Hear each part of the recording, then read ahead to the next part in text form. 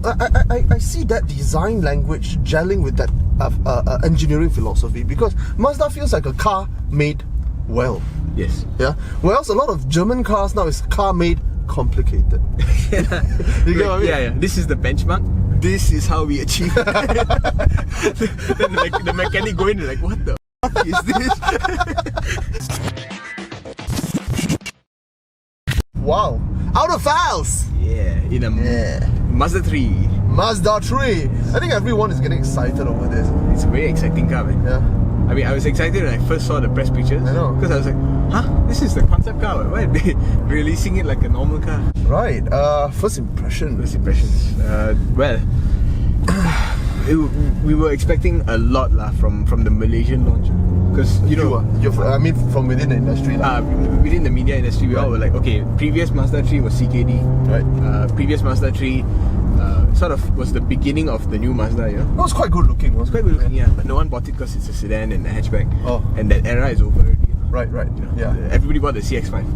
Right, yeah, because, I mean, value. Yeah. It's not that Malaysian can't spend money to buy expensive stuff. It's just that we look for value. Yes, correct. We were expecting a Skyactiv-X. What's the X? So X is what they call the holy grail of engines.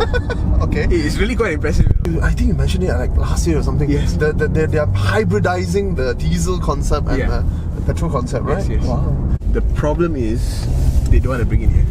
Why? Cost. Yes. You have to train all your mechanics to work on it. Work on that kind of engine, and then all the. That's a shame, lah. It's a shame, lah.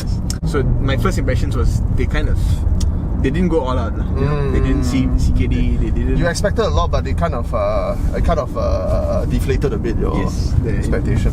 But then I drove the car, and I was like, you know what? It's already impressive as it is with a 1.5 litre. So you can carry on this little trend for at least another 2-3 years. Right. Then you can bring in the other stuff. Right. My first impression, I was reading up about this car. I don't bother looking at Mazda because, to be honest, all of them look the same. I read up a lot about outside of Malaysia automotive news, and a common complaint that I have heard about regarding this car is how expensive. They're literally breaking out of the expected selling prices all over the world, and they're just gonna sell this because I think this is worth what it is. But I'm just thinking, wow, Mazda, you've always been the underdog in Japan. Your fluke was the CX-5, to be honest. You're gonna be able to do it. To be honest, this is not a spoiler, I still have some reservation. Me too. I still have some reservation. But that being said, wow, first impression, after I drove this car, I'm completely blown, man. Yeah. See, we are not people who own this car. We don't think about owning this car. Yeah. But we are enthusiasts, and it really, really satisfies us. We are blown, man. This blew my mind, dude. How do you make a car this good? Yeah. At this price? How do you make a car this slow and this fast? At the same time. I don't understand. It's amazing. It's good stuff, man. Right. So let's start with performance. What are the figures? I didn't bother. 1.5. I didn't bother looking at the figures because it didn't matter. It didn't matter, exactly. That's the beauty of this car, man. It doesn't matter what engine size. Look at that.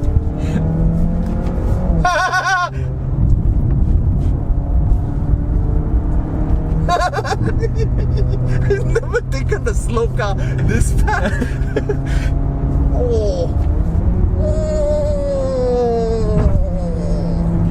Oh no, it doesn't want to give me one more time. Oh my god. You will not guess how little power this car has. And to be honest, I wouldn't be surprised because it's damn slow. To be honest. Guess how much horsepower? 150. 118. What? How the hell? 118. What? Wait. I presume it's a 1.5. Yes. There is some smallness to it, There's some small. I have this anger that I have for small engines, and I don't know why. It just it's there. It reminds me of this. I want to put this small engine, But it is so impressive. What the hell did they do? What magic did they cast on this car? It's amazing. Yes. A lot of modern car tuning, you step on it, you go, that's it. In fact, you let go of your brake also, you can already feel the power coming in. This nothing. Has nothing. Yeah. And you see, for an amateur or a person who's not well versed with engine technology or the way power band is designed and whatnot, you might feel that this kind of power one. Yeah. If you don't know how to extract that power, you will feel the 1.5. It reminds me of old BMW. Because old BMW has horrible low end power. Yeah. Because the power is distributed over a very wide band. And I'm looking at it now, it's 7,000 RPM red light. I'm like, dude, show me the VTEC, bro. So the power delivery is spread over a very wide band. Yeah. That is not very suitable for city drive. City drive. Yeah. But actually, you can make it city drive. There's just one small problem. There's no button here for me to switch off the exhaust. No. It's the engine. Oh. It's the engine screaming. I don't know whether it's a good thing or bad thing because it's not the exhaust. It's a bad thing. Okay, I give you two scenarios. Yeah. After I send my parents to the airport and before I send my parents to the airport. So imagine you have two 60-year-old people. Yeah. Okay, you're ferrying it around. Yeah. You don't want them to hear that the engine is It's working hard, like as if you're an aggressive driver. Yeah. And this car you cannot. You cannot. The engine whine. Yeah. I wouldn't call it a whine. It's a bit of a purr, almost a bit of a purr. You like it? I find it irritating. I like it. It's a little bit like a little cat. It's a bit like that, right? There's something like some little thingy in the front that's just non-stop getting your attention. Correct. It's the second thing I need to talk about. It's the gearbox. I didn't ask you what gearbox it is. I didn't pay attention to what gearbox they do. I thought they bought some generic gearbox and I'm like, dude, this is 85% ZF BMW gearbox, man. It is not as urgent now, of course, but then dude, you're not paying 250,000 ringgit. But it is 85% that if you want to know how a ZF engine gearbox feels like and you don't have the money to spend on a ZF, this is the version. Dude, it's so good. But I have a few complaints. And the complaints are very contextual. Okay. Because the car is designed like a premium, expensive car. Okay. You know, with sporty characteristics. Yeah. It's what BMW wants. It's basically the BMW segment that they're going for. Yeah. That kind of mindset. The philosophy. But BMW, you realize, has started to take more of the comfort more seriously. And Mazda hasn't really so much. You feel it when you start putting people in the back. And you know the rear is torsion beam suspension. And what? Yeah. Really? Yes. You did not get that from the feedback. No. It's good shit. Good shit, right? I can feel the back. It's absorbing a lot of the worst of the road conditions. You know, if you sit in the back, you feel more of the surface imperfections. You feel a lot of the bumps coming through both wheels. Right. It's not the best place to be in. And I realized, even though it's very well dampened, the amount of feedback is something all the occupants in the car feel.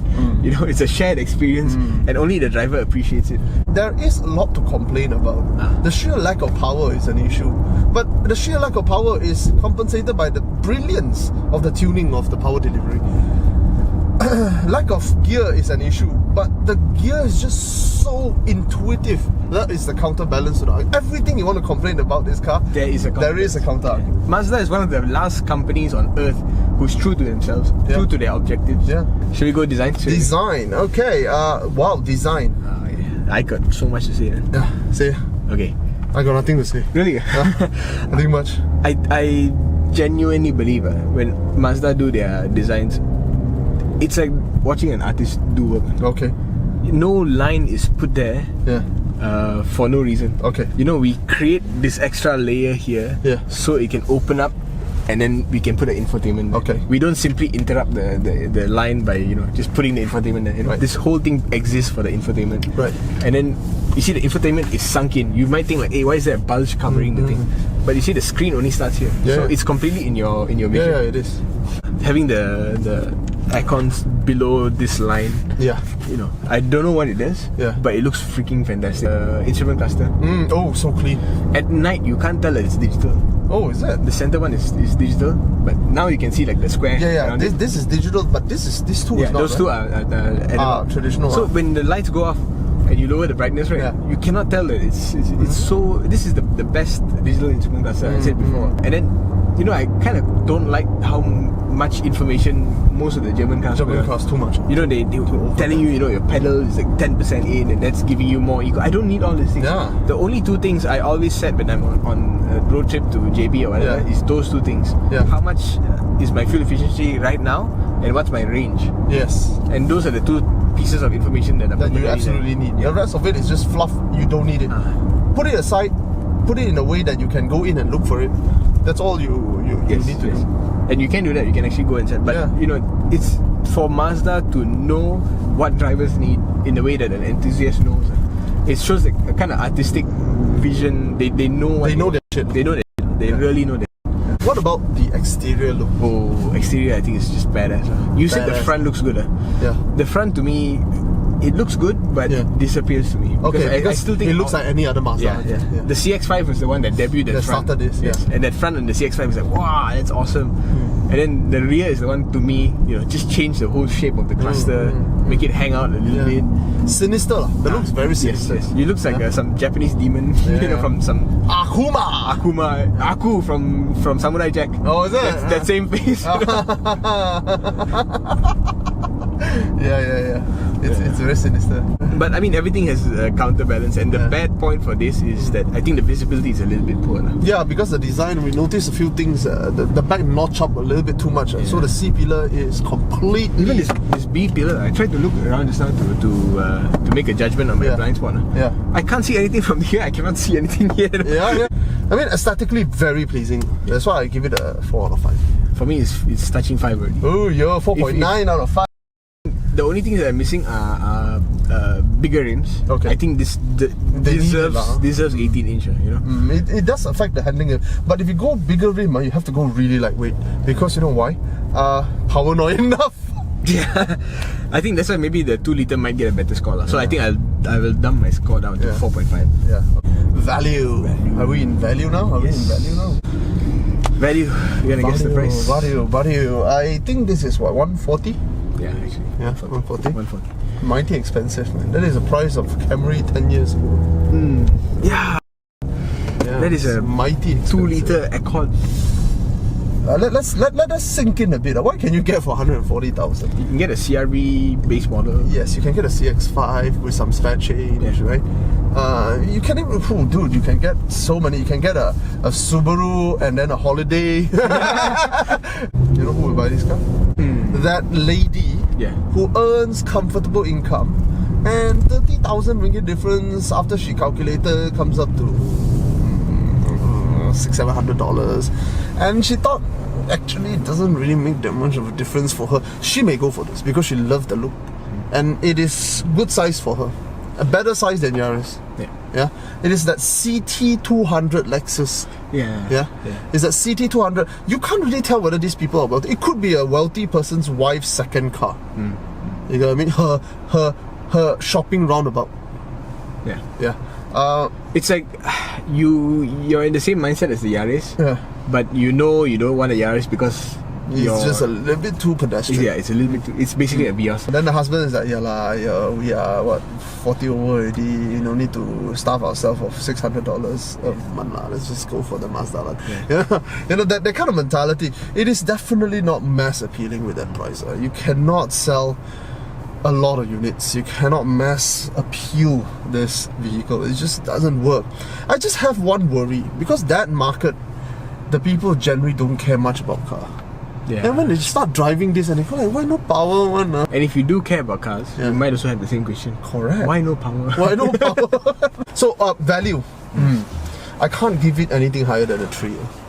I think it's difficult. 3 also is like, it's like a bit generous, right? Because the product is so impressive, I can give it a 3.